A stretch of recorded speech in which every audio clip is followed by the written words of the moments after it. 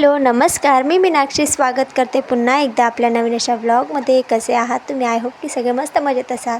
श्री स्वामी समर्थ सगळ्यांना. Good morning. इथे बघा सकाळी सकाळी ना आमच्या मोक्षूचं बघा असं नाटकं चालू होते. तो आहे ना पाणी फेकणार होता, पण आम्ही जेव्हा मोबाईल घेऊन व्हिडिओ स्टार्ट करायला घेतला, म्हटलं व्हिडिओ काढू याचा, तर याने लगेच ना पाणी प्यायचं नाटक केलं आणि हे उष्ट पाणी ना त्याच्यातच टाकलं असतं, पण मी दिसली ना त्याला, तर त्याने ना बरोबर बघा इथे पाणी फेकतो. तो असा पाणी सांडायचं काम करतो जास्त करून मोक्षू. तर ना तसंच ठेवून दिलं आणि मध्ये चालला गेला. त्याची आंघोळ वगैरे बाकी होती, त्याचे ते नाटकं चालू होते आंघोळीचे. आणि आज ना सकाळी सकाळी पावसाचं वातावरण होतं, थोड्या वेळाने लगेच ऊन पडलं. तर इथे बघा माझे सगळे कपडे वगैरे होऊन गेले सकाळी सकाळी. सकाळी सकाळी कामं आवरले की बरं वाटतं. तर इथे बघा सगळ्यांच्या आंघोळी बाकी होत्या, तर आंघोळी वगैरे झाल्या. मोक्षूच्या अंगणवाडीत जायचा वेळ झाला होता. त्याच्या टीचरचा फोन आला, मग त्याला अंगणवाडीत घेऊन गेली. इथे बघा रस्त्याने असं काही होतं. त्यानंतर अंगणवाडीतून घरी आलो. मोक्षूचे पप्पा गेले होते माझं मशीन रिपेअर करायला. तर मशीनना जाड कापड वापरल्यामुळे ना थोडं मशीनला प्रॉब्लेम आला आणि ना बॉबिन लावायच्या ठिकाणी काहीतरी प्रॉब्लेम झाला होता. ते सुई अटकत होती, त्याच्यामुळे बाहेरूनच रिपेअर करून आणलं, कारण घरी काही जमत नव्हतं मला त्यामुळे. तर मग हे ना इथे बघा बॉबिन वगैरे लावून सेट केली व्यवस्थित आणि छान अशी मशीन व्यवस्थित चालायला लागली आणि खूप खुश झाली मी, कारण बंद वस्तू मला तर आवडत नव्हती घरामध्ये. त्यांना म्हटलं सगळ्यात आधी हेच काम करा, म्हणून त्यांनी माझं ऐकलं आणि हे काम लगेच करून पण दिलं. तर इथे बघा असा धागा वगैरे वरती येत नव्हता आधी, तर आता मशीनवरती थोडं बघितलं करून, तर धागा वगैरे सगळं व्यवस्थित वरती येत होता. तर थोडं जीवात जीव आला. चला म्हटलं. तर हे ना कमेंटमध्ये RC काहीतरी आहे त्यांची ID, त्यांनी मला कमेंट केला की मोक्षू लहान आहे ना, तर तोपर्यंत तुम्ही मशीनवर काहीतरी झाकत जा. ब्लँकेट वगैरे मी टाकूनच ठेवते, नाहीतर गोधडी वगैरे काही पण असो, चादर वगैरे काही पण टाकून ठेवते. मला माहिती मोक्षू खूप आगाऊ आहे आणि सुईमुळे मशीनची सुई खूप डेंजर लागते, त्याला घाबरून ना मी मशीन झाकूनच ठेवते. तर आता रिपेअर केल्यानंतर मी मशीन व्यवस्थित झाकून ठेवलं, कारण मला माहिती आहे मोक्षू आगाऊ असल्यामुळे कधी काय होईल सांगता येत नाही. पण मोक्षू ते सुद्धा उघडून बघायला कमी करणार नाही. तरी मी त्याला व्यवस्थित बांधून घेतलं, डबल त्याच्यावर टॉवेल टाकून दिला मोक्षूचा, म्हणजे ते सुटणार पण नाही, मोक्षू त्याचा हात पण घालणार नाही, त्याच्यामुळे मी ते बांधून ठेवलं. त्यानंतर ना इथे माझे रात्रीचे भांडे पडले होते. रात्री मोक्षू रडत होता आणि मला पण काही बरं वाटत नाही. 2-4 दिवसापासून ना माझी तब्येतच खराब आहे.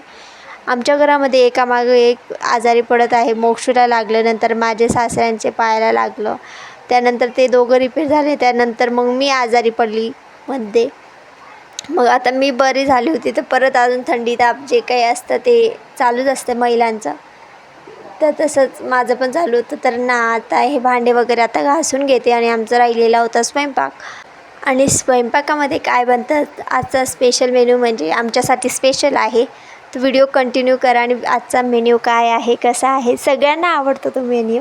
असं असतं ना उपवास वगैरे केले की तेव्हा जास्त खायला आवडतं, पण काहींचं असतं ना त्या उपवास नसला पण ना तरी त्याच्यासाठी ना प्रत्येकजण उपवास पकडून घेतं. कारण आम्ही तर लहान होतो ना, आम्ही सगळे तसंच करायचो. आणि अजून पण बरेचसे जण मी असे बघितले ज्यांचा उपवास असला ना तरी पण ते आवडीने मागवतात ती वस्तू. तर तसेच काही आजची रेसिपी आहे, तुम्ही थोडं समजून गेले असाल, तर तेच पुढे दाखवते मी काय करणार आहे ते.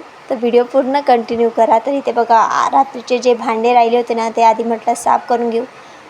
आणि जे बाशी पडलेलं होतं भात वगैरे रात्रीचा, मी मोबाईलवर खूप वेळा बघितलं आहे. आणि आमच्या घरामध्ये पण ना सगळे मोक्षूचे पप्पा अंकल सगळे सांगतात की रात्रीचा भात वगैरे खायचा नाही, म्हणून तो कुकरमध्ये तसाच पडलेला होता. तर मग मी म्हटलं आता तो खायचा नाही तर टाकूनच द्यावा लागेल म्हणून. आणि माझं असं असतं ना, मी खूप वेळा ब्लॉगमध्ये बोलली, मी व्यवस्थित मोजूनच करते, सगळं अंदाजानेच करते. तसंच असतं. पण रात्री असं असतं ना, कधी मोक्षूचे अंकल येतात तर कधी येत नाही, त्यामुळे मग त्यांचं वाटचं उरलेलं होतं ते काही आम्ही खाणार नाही. रात्रीचा शिळा भात खायचा नसतो, म्हणून मी तो काही गरम पण नाही केला. आणि इथे बघा मोक्षूचं रडारड चालू होती, कारण ना त्याला आंबे खायचे होते. अंगणवाडीतून आला तर लगेच आंबे मागत होता. आंबे नाही दिले ना तर खूप डेंजर तोफान, म्हणजे आवाज आरोळ्या, खूप डेंजर रडतो तो. तर त्याला आधी आंबा धुवून दिला. मोक्षूचे पप्पा त्याच्याजवळच बसलेले होते. छान अंगणवाडीतून आला, कपडे वगैरे काढून घेतले. कारण कपडे वगैरे खराब होतात ना, त्यामुळे त्याने कपडे वगैरे सगळे काढून घेतले आणि आंबे खायला लागला. तर पुढे तुम्हाला दाखवते मी मोक्षू कसा दिसतोय म्हणून. तर इथे आम्हाला हसायला पण येत होतं, कारण खूप आपण पण लहान होतो ना, तेव्हा आपण पण असंच करू असं आम्हाला वाटतं. कारण आंबे ही सगळ्यांचे आवडीचं फळ आहे आंबा म्हणजे.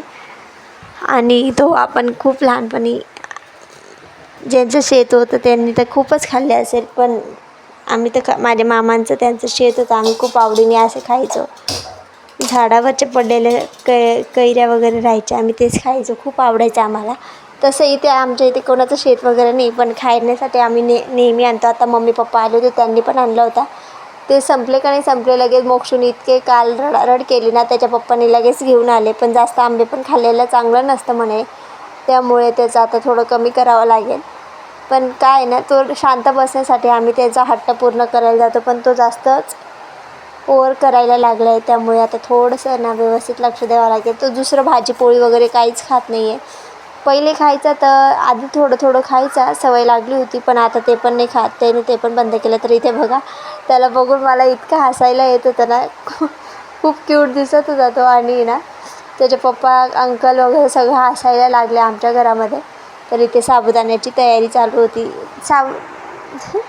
तर हो, मी आज ना साबुदाणा बनवते. तुम्हाला जे मी रेसिपी सांगत होती ना, ती हीच रेसिपी. कारण मोक्षूच्या पप्पांना आहे ना असंच खायची इच्छा झाली आमची. असं फराळ वगैरे उपवास वगैरे कोणाचा नसतो, फक्त आईचा असतो आमच्या घरामध्ये. एकादशी आणि संकष्टी त्यांच्यासाठी तर होतो कधी कधी, पण आमचा नसला पण ना उपवास, आम्ही जास्त साबुदाणा भिजवून देतो. कारण आम्हाला सगळ्यांना प्रचंड आवडतो घरामध्ये सगळ्यांना, त्यामुळे आम्ही साबुदाणा खाल्ल्याशिवाय राहत नाही. सगळे माहेरी पण असंच व्हायचं. आमची मम्मी वगैरे उपवास करायची ना, तर आम्ही आमचा उपवास नसला पण ना तरी सांगायचं, मम्मी माझा पण उपवास आहे, माझ्या पण वाटतं साबुदाणा भिजव म्हणून. तर तुम्ही पण नक्की असं करायचे का, मला कमेंटमध्ये सांगा. कारण साबुदाणा हा सगळ्यांचा आवडता पदार्थ आहे, खूप चांगला असतो. आणि ना एक प्रकारे उपवासच झाला आमचा. त्यानंतर आमचं तर हे याच्यामध्ये होऊन गेला, पण मोक्षूचे अंकल राहिलेले होते जेवण करायचं, त्यांच्यासाठी पण नंतर मी स्वयंपाक वगैरे बनवला. ते काही व्हिडिओमध्ये मी घेतला नाही.